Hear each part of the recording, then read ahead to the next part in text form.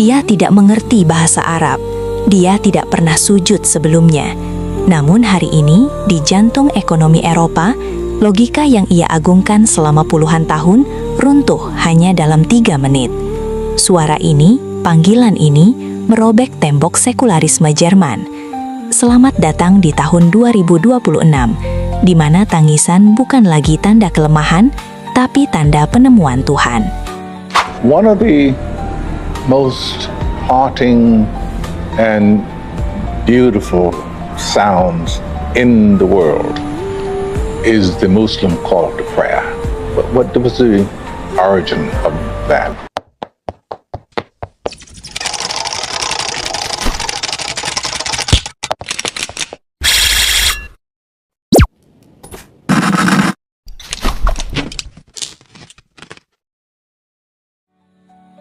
Assalamualaikum warahmatullahi wabarakatuh. Saudaraku yang dirahmati Allah Subhanahu wa Ta'ala.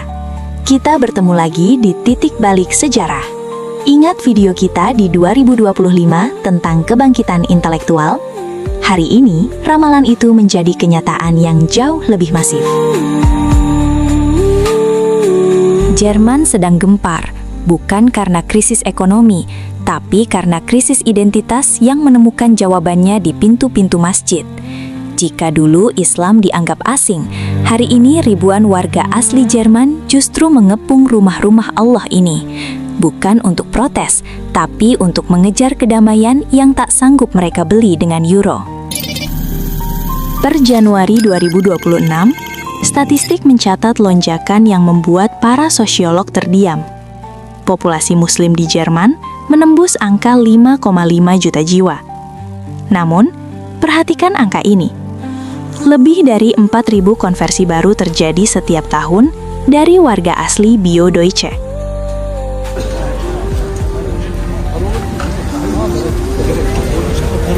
Lihatlah antrean di Masjid Pusat Kolon setiap Jumat. Mereka yang datang bukan lagi hanya imigran, tapi para insinyur dari Stuttgart, para pengacara dari Frankfurt, dan para mahasiswa dari Heidelberg. Mereka mengepung masjid karena dahaga spiritual yang memuncak.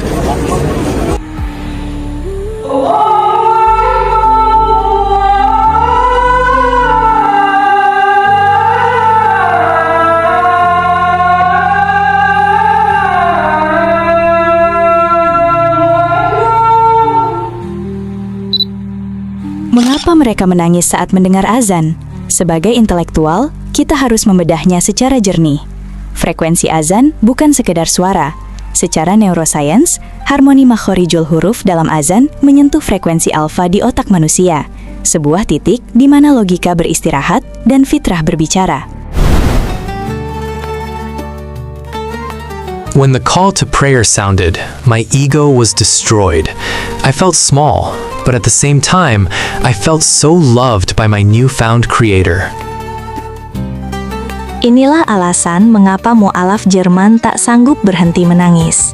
Itu adalah tangisan pulang, homecoming.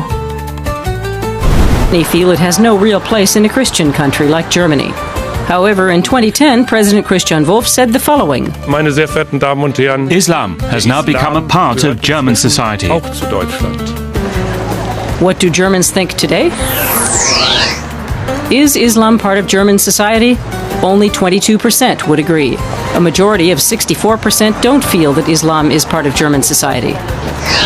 I'm a Muslim and I live in Germany, so Islam is also a part of German society. Different religions coexisting side by side is becoming normal. And polls show that contacts between Muslims and other people here in Germany. Dunia melihat Jerman sebagai pemimpin teknologi. Namun di 2026, Jerman menjadi pemimpin baru dalam reformasi spiritual di Barat. Islam yang berkembang di sini adalah Islam yang sangat berkelas, intelektual, bersih, dan penuh kasih. Dampak dari ribuan mualaf yang mengepung masjid ini mulai mengubah kebijakan sosial.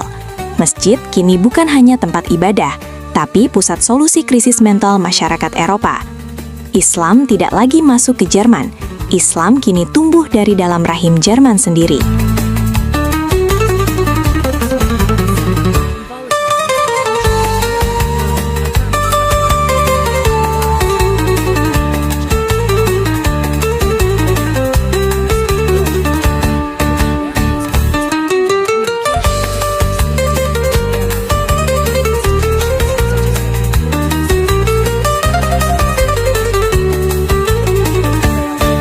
Sahabat Mata Media yang dimuliakan Allah Subhanahu wa Ta'ala, fenomena Jerman 2026 mengajarkan kita satu hal. Logika tanpa Tuhan hanya akan berujung pada kekosongan.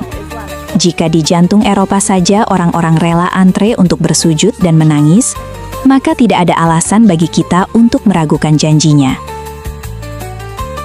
Eropa tak lagi sama. Dan mungkin ini adalah awal dari cahaya yang akan kembali menyinari dunia dari arah yang tak terduga. Tuliskan di kolom komentar, apa perasaan Anda melihat saudara baru kita di Jerman mulai bersujud? Mata Media undur diri, apabila ada salah kata atau data kurang sesuai, kami minta maaf yang sebesar-besarnya.